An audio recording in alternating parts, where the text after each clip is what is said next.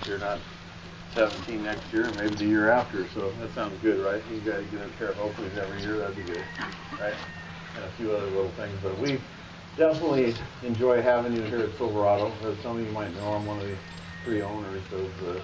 So I started out on the PGA Tour with my wife, and we bought a little tiny condo up there by the right of the 6th hole, the par 5. The condo, fully furnished, cost $36,500, brand new. That's how cheap things were back then. And now I own the darn place, so I guess if things go well with your golf, you can do some good things. But we've redesigned the North courses. How many of you played last year?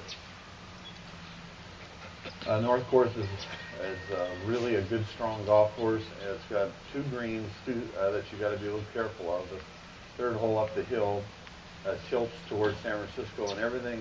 One thing you do when you come to a golf course is you look where the creek runs or where the river runs, because that'll tell you where the putts are going to go. Okay, does that make sense to you?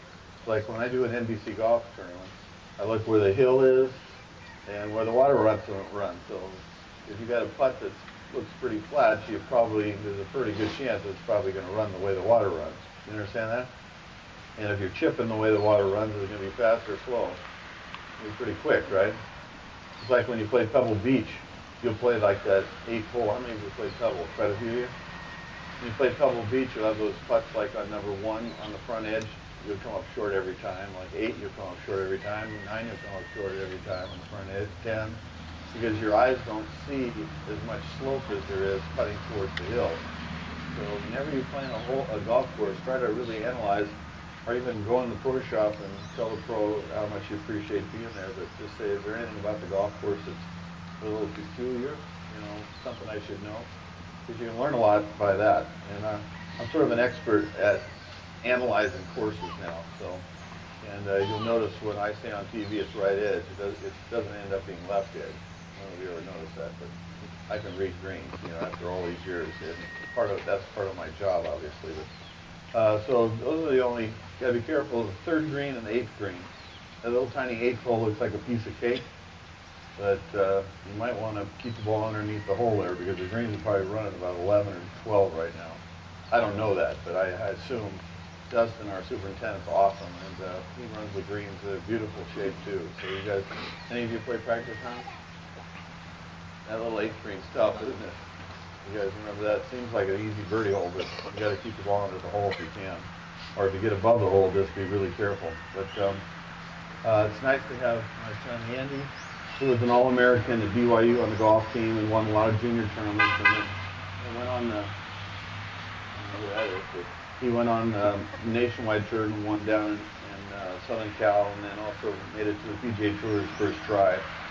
And now lives here at Silverado, is head of design, and he's valedictorian of his architectural school, and so he's been very successful in everything he does. He's going to hit some balls. You guys can relate a lot more to him than a 65-year-old washed-up pro. So, Andy, you want to come out here? The one thing I was watching, some of you got terrific swings and everything else, but the one part of the game, my teacher, who was the world long drive champion, John Gerson, San Francisco Club,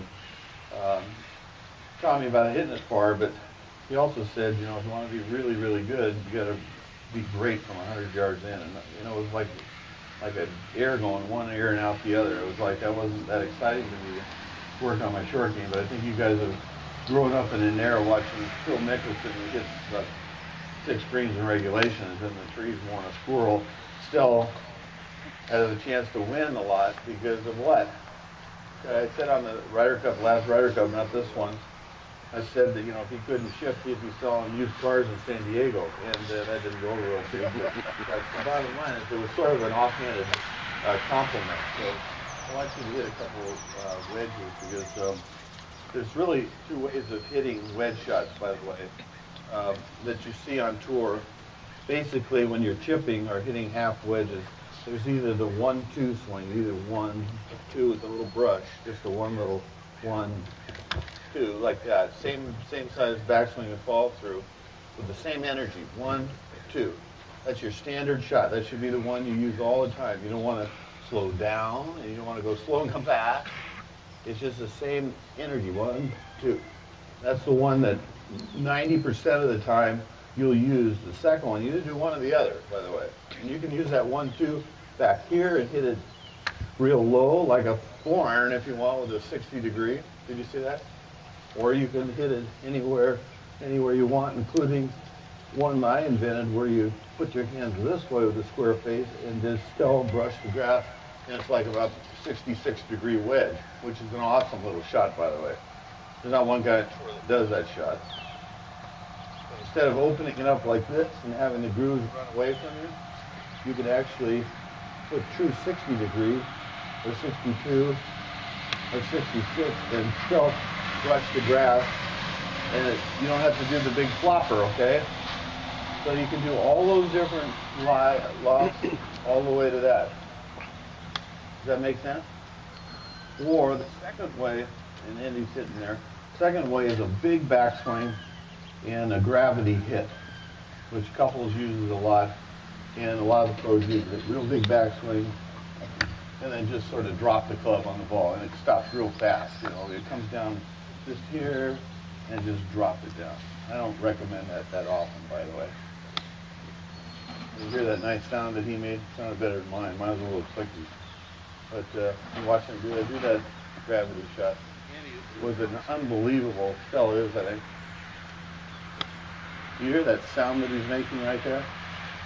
The reason why he's getting that sound, just so you know it, the way the grooves work is that when you get the ball on the face, if you break your wrist down, what happens at the bottom when you break your wrist down, it opens up the top of the grooves, so it won't spin. Does that make sense to you?